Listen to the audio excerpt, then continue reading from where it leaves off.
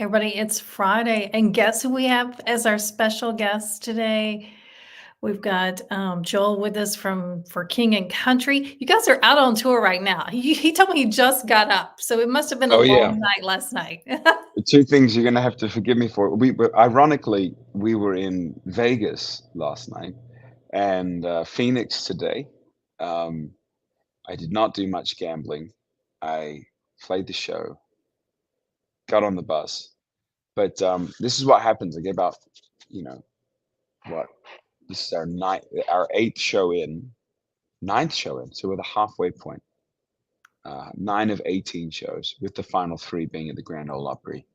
And my voice in the morning, you're getting the raspy, low That's interesting you version. say that. I've talked to you before, several times before, but I haven't heard this version of your voice before. Luke has a really lovely, sort of thick voice, but it's a very sensitive voice. And as a result, he ends up doing all kind of the falsetto stuff and the low stuff. And then Donna, I just end up doing the yelling, like all of the big moments. And so, yeah, it's interesting. My voice will be fine tonight, but It it takes time. takes time to open up. Well, let's talk about your Christmas tour, A Drummer Boy. This is your 3rd year for this tour? 3rd year for the Christmas tour? Specifically, since we released our Christmas album officially, it's our third year. Ironically, Phoenix, Arizona is where we recorded a, a first ever live album in, I believe it was 2016 or 17. Okay. And that's where we really had the full inkling of, oh my, people really love this Christmas experience. And then um, CMA Country Christmas invited us in 2019 to do the Little Drum Boys part of their Christmas, I think ABC special, Right. and it was terrifying, Donna, because it was like we have country in our band name. We live in Nashville, or I live in Franklin, but we're not a country band per se. And this version of Drummer Boy is certainly not a country version. It's very drum heavy and it's pretty aggressive. So I remember playing it, and you've got Rascal Flatts and Lady A and is it Christine Chadwick, and they're all doing these really kind of calm, sweet Christmas songs, and then we just come out banging on these drums, and there was this moment of silence afterwards where the arena just sort of, like, you could hear a pin drop, and I remember distinctly thinking it was long enough. So I thought they're either going to like throw tomatoes at us and boo us off stage, or they're going to erupt in some outrageous applause. And fortunately, it was the latter. And that was a deepening. I've always loved Nashville, but I've never really recognized the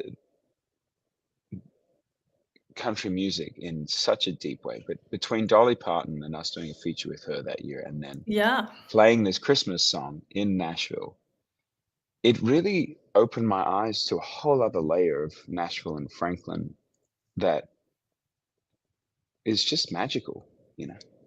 Yeah. Well, I think the holidays are always magical anyway, and now that you've Amen. gone back, again, to do this Christmas tour, I mean, does it get old doing this, another Christmas tour, or are you like, "This has to be part of our yearly, events?" Well, this is a culmination of sorts. When we released the Christmas album, it was actually in 2020, and we recorded it in the middle of the height of isolation. We literally divided up into different rooms to isolate ourselves in the studio in the middle of quarantine. And we just felt so strongly that that year the world needed um, the hope of Christmas. And so we wanted to offer them this, kind of taking everything we'd learned of these Christmas songs over 8 years, 7, 8 years, and putting them in one place.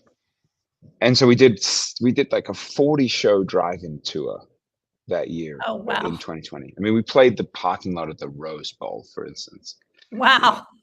and and every year since, we have felt this ensuing need of, this is not just a lovely season, but this is an important season for this country and the world, to remember that there is love and joy and redemption and grace, you know.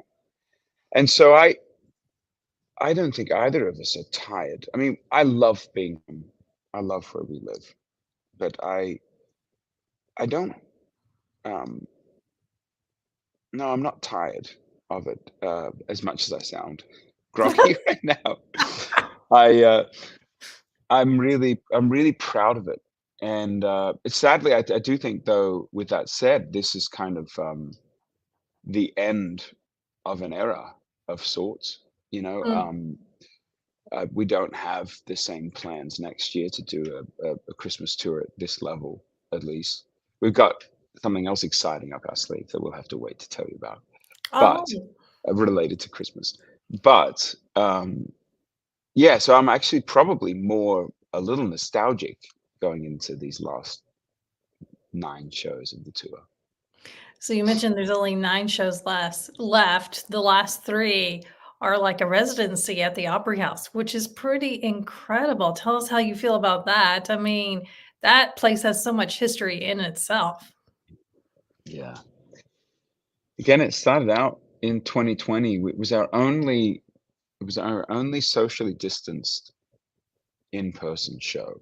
So we did a whole tour across the country, and all we had a it was all in parking lots of movie theaters, drive-in movie theaters. So we had these, had a screen that came with us, and people would literally pull in. And they would honk their horns during the show instead of an applause. I remember that. Yeah, yeah. And we did a show down in Spring Hill, which towards the end, it wasn't a Christmas show, but um, it was a drive-in show. But the culmination of that whole year of touring was a socially distanced show at the Opry, and it was the first time we'd played that room other than award shows and that sort of thing. And not only that, but it was the first time in the better part of a year that we'd played in front of, like, being able to actually look at people. And so that was really impacting, because although there was only probably a quarter of the amount that the building could hold because of regulations, it was just seeing people again and being in proximity and playing these songs for them. So that was really powerful. And then literally, I think the next year we did a full proper show. And Right. then 2022, so last year, we did a pair of shows.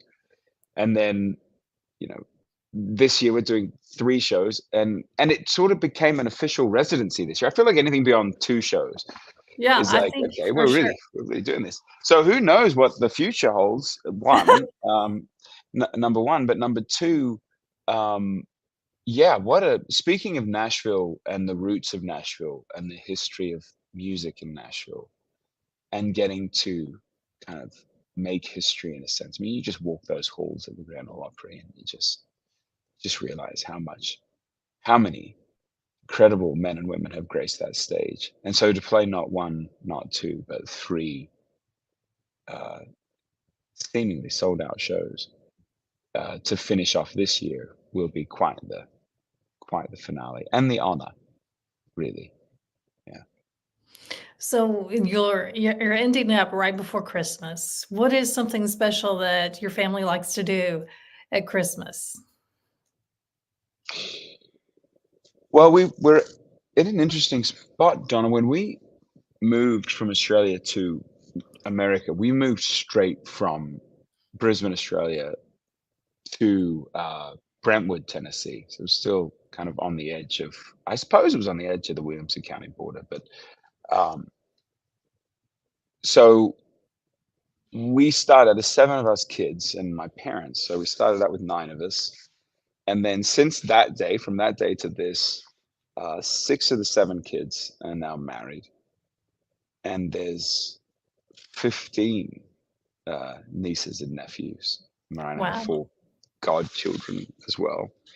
And so there's 30 of us total when you do the immediate family, the spouses and the in-laws. And we do this flip-flop where we go, okay, one year we're going to do Thanksgiving and Christmas, for the main holidays. One year will be with our immediate family, and then the next year will be with kind of the in-law family. And everyone seems to handle it very well. So this year it is, we had Thanksgiving with my family, and then it'll be Christmas with my in-laws. So we are doing something strange. My wife just lost her grandmom, and so we're going to El Paso where they live to celebrate Christmas there. So it'll be a very different, actually be more like an Australian Christmas in some ways, because in Australia Christmas falls in the summer. Mm. But traditionally, one of the, I'd say Aussie traditions versus American traditions is you guys put your stockings at your fireplaces. Right. Well, Australia's climate-wise is a very moderate country. 1, 2, because the seasons are flipped.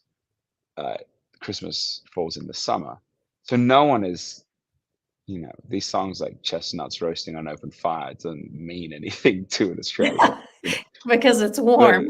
Yeah, I mean, my joke, and it's a desert, so my joke is like, hey, listen, if there's an open fire in the summer in Australia, it's a bushfire.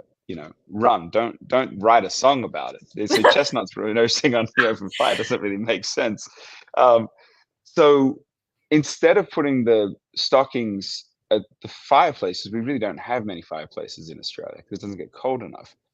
Somehow we instead we make like either decorate pillowcases, so take fabric paint. This is what we did as kids, or some families will buy like stockings, and they put them at the end of the kid's bed instead. Oh, And so Santa Claus is very sneaky in Australia. Instead of going down the chimney and putting them there, he actually sneaks. It's kind of creepy. He sneaks into the room into your and bedroom and puts into okay. the kid's bedroom, and somehow manages. And we shared room, like 3 or 4 of us in one room. Somehow, while we were still sleeping, managed to put all of the presents in the stocking or the pillowcase. And I would put out a chocolate chip cookie for him and a little milk. Yeah. And I would always get frustrated because he was so wasteful. He would only have like a tiny bit of the milk and like one bite of the chocolate chip cookie. And I was like, Mom, Dad, why was he not finish the chocolate? And Mom was like, listen, every kid in the world is putting out milk and a chocolate chip cookie. Well, not every kid, but a lot of kids. And he just can't eat it all, Joel. There's too much. So he's trying to be nice by taking a little bite of it. So that when we came over here, there was a couple of really stark contrasts. One was chimneys, and the whole Yeah. idea. The second was obviously a cold Christmas because Christmas made so much more sense to us All as those little songs made boys. sense then, Yeah, all right? those songs, it made so much sense because we've adopted a lot of your songs and traditions. And the first Christmas we were ever in Nashville, it snowed on Christmas Day, and you know how rare that is.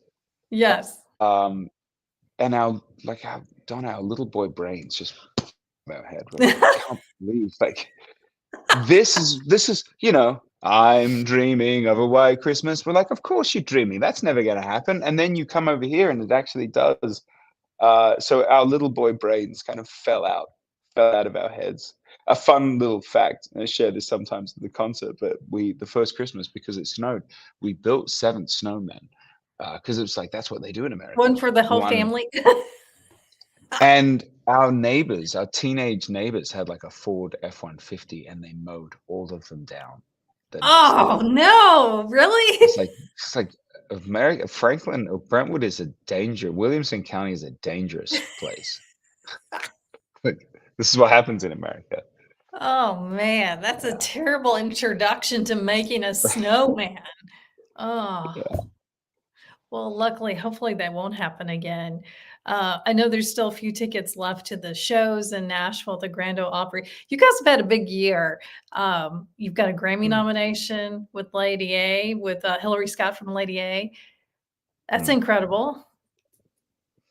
Yeah, it's quite an honor. The Grammy nominations are sort of a, like, you remember where you were, um, you know, that kind of moment. I remember, so it was last year that we were nominated with Lady A, and I remember calling her, and it's a bit confusing because this year it's with Jordan Sparks, but I remember calling her, Hillary, that is, on the way back, because we've become really close friends. We've done her podcast and we go to church together, and she's really close with my cousin Matt. Her and her husband Chris are really close with Matt and Mary. Matt's a pastor, and we've done this feature. And I just remember calling her, and Hillary, and she's like, she danced around the kitchen when she found out. Like, it was a really sweet moment. Um, yeah, particularly, uh, we've been nominated in the past. Like, we actually were nominated with Dolly Parton, and we won for God Only Knows with Dolly, and we were able to give Dolly her 10th Grammy Award. How about that? That's amazing. We took Dolly into double digits, or into Dolly digits, as I like to say. But so we have won before, but there's something really nice about being nominated with someone from Nashville. You just all feel like, even we went to the nomination party in Nashville. It just feels very celebratory. Yeah. Well, I have to know. Okay, so you mentioned Dolly. So you Right. gave her, was she able to attend the Grammys, or did you give her the Grammy afterwards? She was not, and so we were able to give her a bit of a grand shout out that year. Um, but we did get a Dolly Parton voicemail, uh, Oh, and those are saying rare because she doesn't really use the phone. no, no. So I will. We were on stage actually when she called. So let me see if I've still got it naturally. Let me see if I can play it for you so you can hear it. I'll hold it up to my AirPods here. Here you go. Hang on.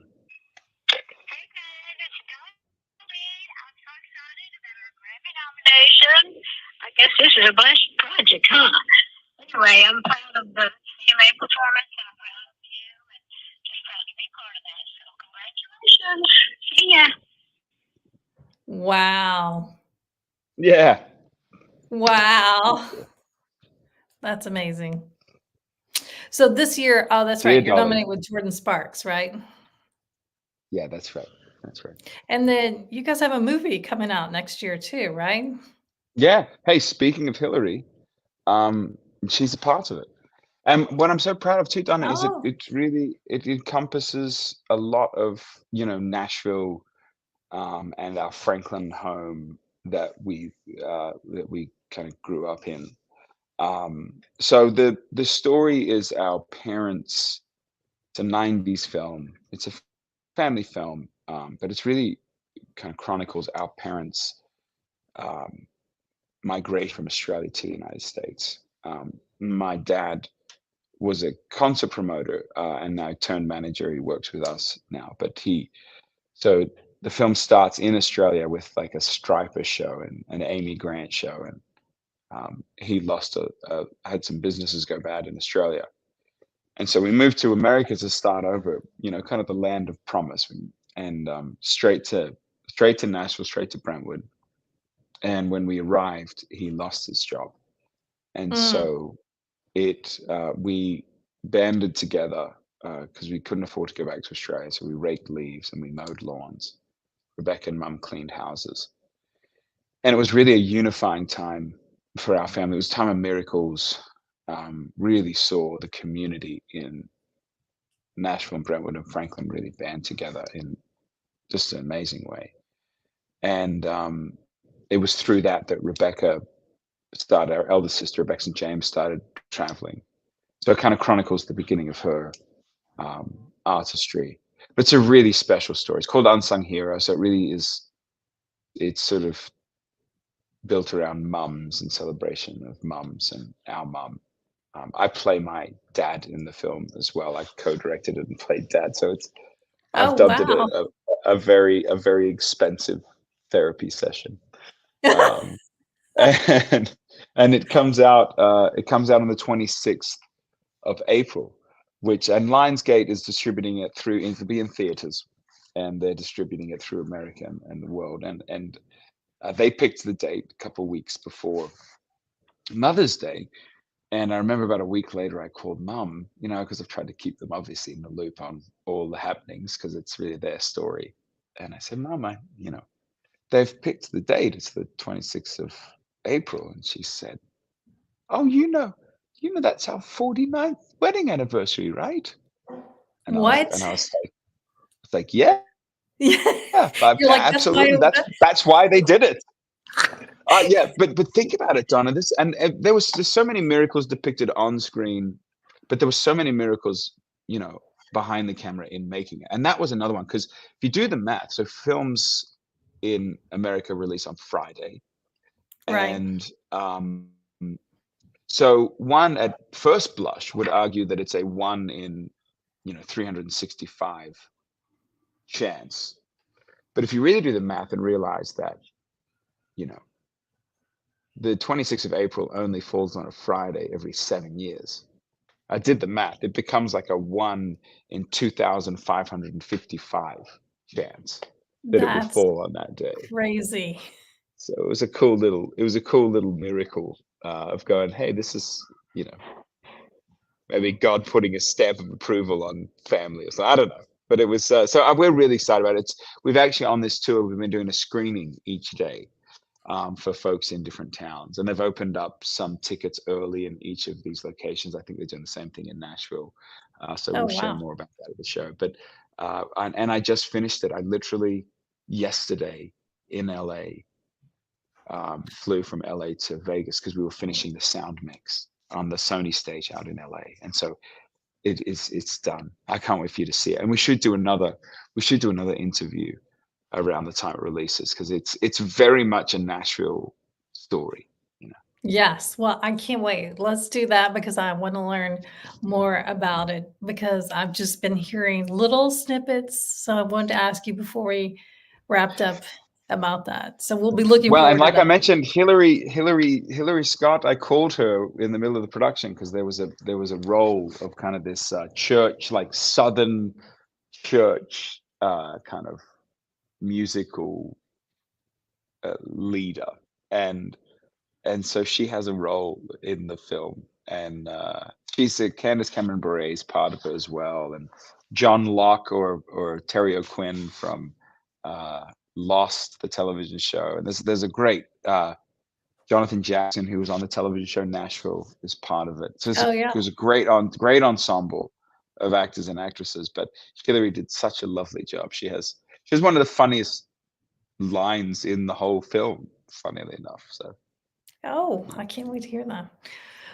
Well, it's been great to catch up with you. The shows are in Nashville, December 20th through the 22nd at the Opry House. Not a bad seat. That's an incredible venue if you've never it been is. there. And is. so much magic. I feel like there's just magic every time you walk into that place to hear a show. Yeah, there's those venues that you go, we're going to transform the room. And then there are other venues that the room transforms you. And the Opry is one of those rooms. With the energy and everything. Hey, it's been great to catch up. Good luck on your shows this weekend. I know you've got 3 or 4 back to back. You're going to be all over the place. Yeah. Phoenix, well, Vegas yesterday, Phoenix today, LA tomorrow. So that's a big one. That's my wife's birth town, so she's flying in for that, and then we go up to Sacramento on Sunday. This will be, Donna, this will be 11 shows in 9 days. No, Wow. 9 shows in 11 days. The other way. 9 shows in 11 days. Wow, that's a lot. Yeah. All right. Well, But we're gotta very save happy. your We're looking voice forward, now. looking forward to bringing a Drum Boy Christmas back to our American hometown. All right. Well, we can't wait. Hey, go get yourself rested up, and we'll see you in about what? How many days? I don't know. I can't do the math right now. Oh no, I'll do the math. 12 days. Less 12 than days. 2 See? weeks. Not very long. Come on. How about that? That's incredible. All right. We'll see you soon. Thanks again.